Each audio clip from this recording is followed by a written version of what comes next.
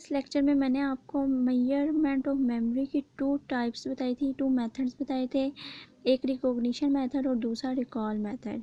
अब थर्ड और फोर्थ बताऊंगी। थर्ड मेथड है method of relearning. Method of relearning है क्या? According to David G Myers relearning क्या है?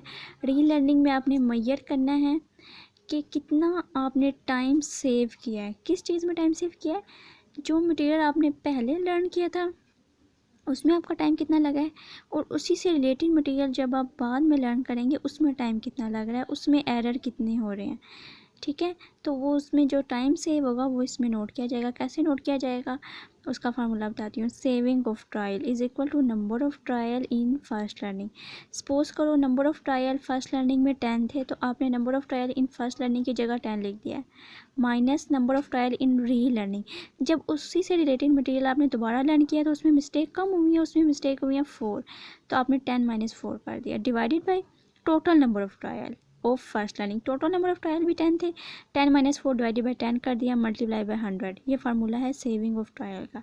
10 में से आपने 4 माइनस किए हैं, 6 आया, 6 डिवाइडेड बाई 10 मल्टीप्लाई बाई 100।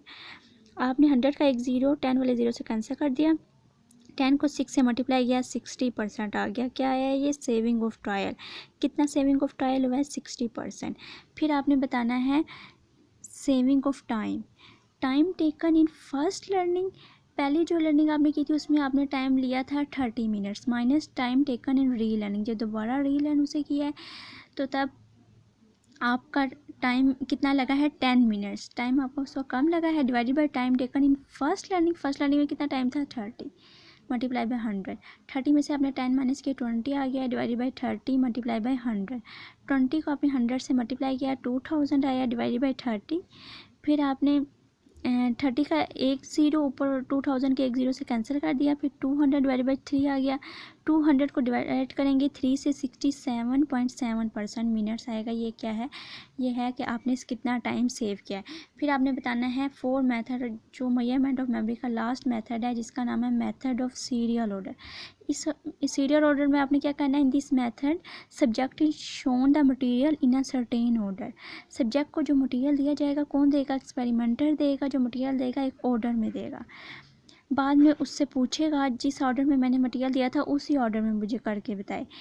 अगर वो सब्जेक्ट ओरिजिनल सीरियल ऑर्डर में रिकॉल कर लेगा, उसी तरह बता देगा, तो फिर उसकी सब्जेक्ट जो है ना, उसकी रिकॉल की एबिलिटी करेक्ट है। अगर retention of subject is measured through the subject incorrect, अगर वो करेगा इनकरेक्ट रिकॉल करेगा, यानी कि सही सीक्वेंस ऑर्डर में नहीं बताएगा, सीरियल ऑर्डर में नहीं बताएगा, तो उसकी रिकॉल की एबिलिटी इनकरेक्ट है।